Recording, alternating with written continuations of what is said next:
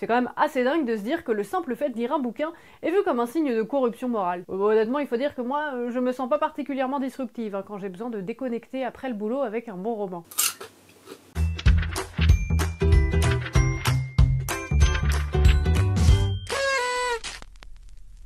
Bonjour et bienvenue, ici votre bon vieux Jeannot. Dans cette vidéo, j'avais envie de vous parler de la lecture chez les femmes et comment, encore aujourd'hui, on stigmatise qu'elles lisent. Bon, je vais pas vous refaire l'histoire depuis la nuit des temps, sinon on est là pour un moment. Ouais, non mais c'est sympa les vidéos de 20 minutes, mais moi je vous le dis, si je fais ça toutes les semaines, je vais clamser. Mais si jamais vous avez envie de lire quelque chose d'hyper complet sur le sujet, je vous conseille The Woman Reader de Belinda Jack. Elle remonte hyper loin, jusqu'aux grottes de Lascaux, qui pourra s'apparenter à une première forme d'écriture. Et elle parle aussi de l'émergence de la lecture et de l'écriture au 4e millénaire avant Jésus-Christ. Enfin bon, je vous laisse découvrir tout ça. Moi j'avais envie de m'intéresser à l'histoire un petit peu plus récente, en remontant au 14e siècle, oui ça date déjà un peu, où ce qui lie la femme à la lecture, c'est surtout la religion. Avec par exemple l'Annonciation et Deux Saints, peint en 1333 par Simone Martini, où l'ange Gabriel vient déranger Marie dans sa lecture pour lui annoncer la naissance de Jésus. Ou comme on peut le voir dans l'Annonciation de Fra Angelico sur les murs du couvent de San Marco à Florence. De manière générale, dans les sociétés européennes, la lecture chez la femme est plutôt pieuse,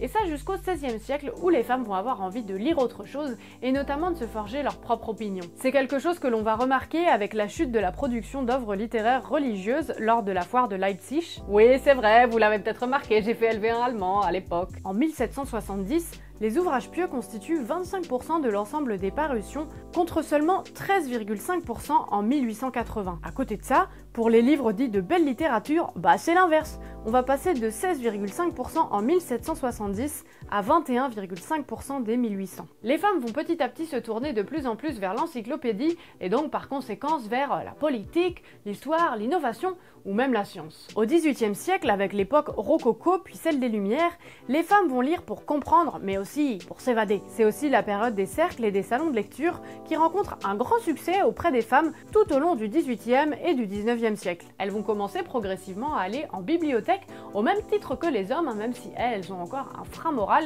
Et puis je vous dis tout ça, ça concerne malheureusement à l'époque pas encore toutes les femmes. Inégalité sociale du coco. Même si le livre connaît de profondes transformations avec le progrès technique et une meilleure diffusion, au XIXe siècle, en France, seulement 25% des femmes savent lire et écrire. De manière générale, on conseille aux jeunes filles de surtout savoir lire et réciter leurs prières. Leur lecture reste très contrôlée. Parce qu'il y a d'un côté la peur de former des femmes trop éduquées, qui se sentiraient plus pissées, peut-être qu'ils seraient juste plus éduqués que certains hommes, ou à l'inverse, des sorcières, des possédés, qui s'approprieraient le contenu des livres de manière erronée. Pour vous donner une petite idée du contexte, en 1801, le pamphlétiste français Sylvain Maréchal publie « Projet d'une loi portant défense d'apprendre à lire aux femmes », dans lequel on peut lire qu'apprendre à lire aux femmes est un hors-d'œuvre, nuisible à leur éducation naturelle, que cette fleur d'innocence qui caractérise une vierge commence à perdre de son velouté, de sa fraîcheur, du moment que l'art et la science y touchent, du moment qu'un maître en approche. J'ai pas les mots. Et même si certains milieux sociaux comme la noblesse sont plutôt favorables à l'éducation des jeunes filles, c'est également une époque où les médecins dits spécialistes des maladies de femmes s'inquiètent de la lecture non contrôlée. D'après, ce serait une cause déterminante d'hystérie ou encore de comportements sociaux déviants comme par exemple le suicide ou l'adultère.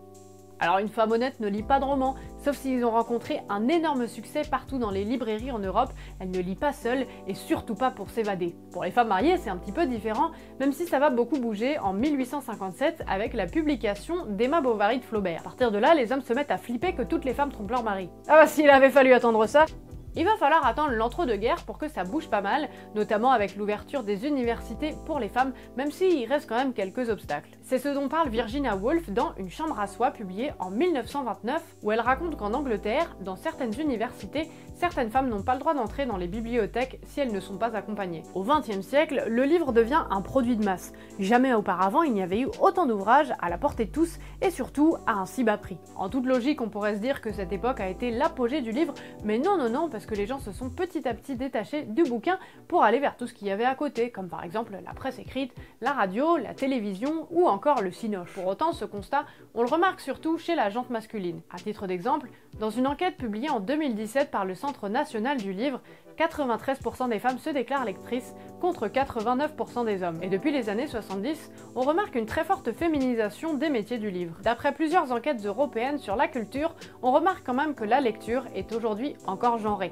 avec d'un côté les femmes qui vont lire plutôt des romans, et puis les hommes qui vont lire le journal et des essais. On n'est donc pas du tout dans les mêmes pratiques, avec plutôt d'un côté les femmes qui vont lire pour leur plaisir, pour se détendre, et puis les hommes pour apprendre. C'est une distinction hyper importante qui fait qu'aujourd'hui encore certaines personnes considèrent que la lecture plaisir est moins légitime, et il faut dire que certains genres littéraires plutôt lus par des femmes sont pas mal moqués, comme par exemple la romance. C'est donc tout ce que j'avais pour vous aujourd'hui, ma team Jeannot. J'espère vraiment que cette vidéo vous aura plu. En tout cas, moi je trouvais hyper intéressant d'aborder ce thème avec vous. Je trouve ça assez dingue qu'aujourd'hui encore le livre soit un outil d'émancipation qui fasse peur. Je pense notamment à ce mouvement de femmes qui aujourd'hui revendique le droit de lire uniquement des femmes. Mais vous vous privez de grands auteurs comme par exemple Victor Hugo ou George Sand. Ah oui non, ça c'est la faute à pas de chance, hein, c'est un nom de plume. N'hésitez pas à liker cette vidéo si elle vous a plu. Et puis moi, je vous dis à très vite dans une prochaine vidéo. Allez, salut! J'espère que cette vidéo t'a plu. Si tu veux en voir plus, tu peux regarder la vidéo de la semaine dernière et même te faire un petit marathon, tu fais ce que tu veux. N'hésite surtout pas à t'abonner et en attendant, si tu veux venir papoter, voici tous mes réseaux sociaux.